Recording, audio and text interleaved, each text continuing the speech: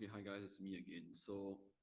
I know the timestamp is going to look like I recorded this like much later because I'm actually recording it, the two videos back to back.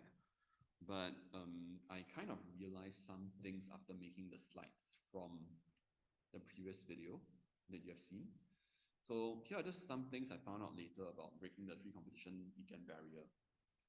So I'm just going to call it the sequel because why not?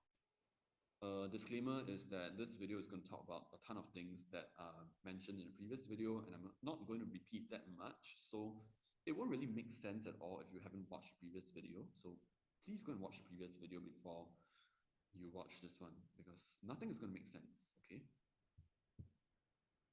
Some minor updates. Original solution, which is the Thailand one, was discarded because there's a huge concern that the schedule will run ahead of time, which means I'm going to miss the last event on Saturday. I didn't really want to take the risk, basically. Alternative 2 was kind of favored because of the fact that, well, there are two FMC competitions, which is my main event. The Guangzhou comp is one FMC comp, and the PBQ Beijing is the other one. So those are the two FMC competitions. If I didn't go to Guangzhou, then I only have one, which is in Beijing. And the added benefit is that I can actually do the semifinals for three blind in Hong Kong if I somehow make the cut, even though that's kind of impossible because I feel like I'm like all the way at the bottom of the site sheet. But you know, it's blind, so people can DNF and like things can happen. So it's just a kind of like in case I make the cut, it's good. Well, alternative one, which is a double Taiwan arrangement, is actually not too bad. And because I'm relatively familiar with Taiwan, having been there like several times for competitions.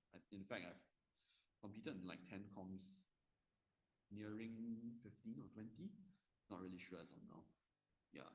So familiarity with Taiwan is one big plus, and the e-gate actually allows for faster crossing of customs, which means that once I land, like for example, if I leave Hong Kong and I land in Taiwan, I can actually immediately skip the passport controls because I don't need to get a stamp. I just need to cross the e-gate and then take a cab all the way to the comp venue. Yeah, pretty much that. So actually, 1 and 2 are much better than original solution. That's what I found. So in the end, what did I register for? Um, well, for alternative 2, which is the Guangzhou comps, I contacted the delegates to enable the registration without paying so that I could get the payment settled at the competition venue itself. And registration for the Guangzhou Big Cubes 2024 opened at 2000 hours, well, 8 p.m. The problem is that I missed a step where I had to enter some verification code. So I went to email the guy, and then the guy said, "Oh, I didn't complete all the steps." And then it turns out that if you scroll down, there is actually a verification code, which I had missed. So basically, I did try to register for Guangzhou Quiet Day because I was a little bit like sus. I wasn't really sure whether this was a legit step or not. But I actually found if you scroll down, right, there's actually a verification code step. So that was when I realized like, this is not very possible. So whatever, you know what? Guangzhou Big Cubes 2024 also filled up in less than a minute because, well, speed solving comps usually fill up pretty fast. So eventually, alternative 2 also had to be discarded, and I decided to cancel my registration for the Quiet Day as well. In the end, I opted for alternative 1, which was my final decision, my last choice, the double Taiwan comp. And in the end, I decided to take a gamble, even though I may or may not make Hsinchu Summer Open 2024. Well, if I don't make it, then it'll be 3 comps, and I can still make it for the 5x5 in Big Cube Day the next day, right? So in the end, I registered for both the Taiwan comps since there were still slots, surprisingly, because actually Taiwan comps also fill up pretty fast. And as for Mega Time Singapore, as of now, I've already withdrawn from it before the registration closed on, well, it's going to close on 2nd of August. So this is my confirmed routes from Hong Kong to Taiwan and then to Beijing.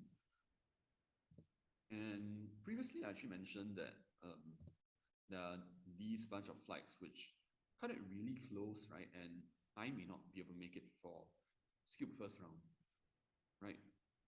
But I noticed something. We actually failed to consider one fact, which is we only search out direct flights from location A to B, which is like Singapore to Hong Kong and then Hong Kong to Taiwan, right? What if instead of treating Singapore to Hong Kong to Taoyuan Airport as two separate flights, right? We treat Hong Kong as a transit airport. And instead, we search for Singapore to Taiwan flights with one stopover or layover. So known facts that we might need to account for, in case you guys didn't know, is that Cathay Pacific actually has no direct flights from Singapore to Taiwan. So basically, if you try to search for this option, you will end up finding all your flights transiting at Hong Kong. And here's the proof. So notice that if you look at this corner over here, you notice that there's actually 50 flights in total. They arranged it in order of like how long the layover is, or like how long the total time taken, inclusive of layover, how long it will be. So you kind of have to scroll down a little further until you find this particular flight from 1:45 in Singapore, and you're going to land at 3:30 in Taiwan. But just now when I showed the previous photo, right? Look at this. We also have this option from 1:30 to 3:30. So you might be asking,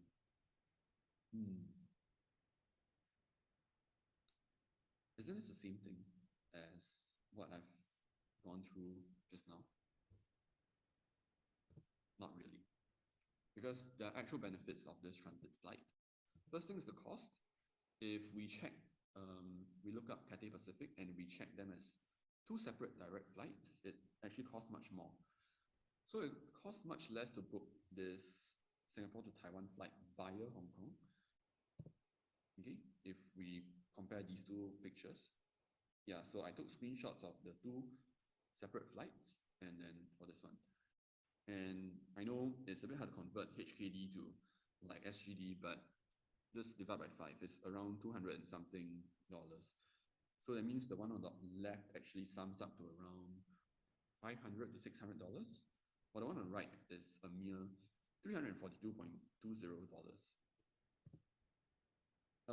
Time is a problem as well, because right now, if I were to book the transit flight instead, I'm going to get both boarding passes in Singapore, which means I don't actually have to check in, check out all of those problems. Which means that I can actually try the earlier flight, which lands at 3:10. Yeah, I'm serious. There are like two separate flights. One takes off at 1:10, the other one takes off at 1:30. This is how like common the flights are from Hong Kong to Taiwan. Yeah, so there's actually a flight that I didn't show over here because I'm kind of lazy, but I could try the earlier flight landing at 3:10 instead. So in conclusion, I'm going to execute this plan and we'll see how it goes, basically. Because I'm not exactly sure whether I'll make it on time for every single competition. By the way, a small takeaway from this is that maybe you should remember to complete all the steps during registration, because I didn't do that and then I missed the chance of going to Guangzhou. Yeah, and I guess that's all.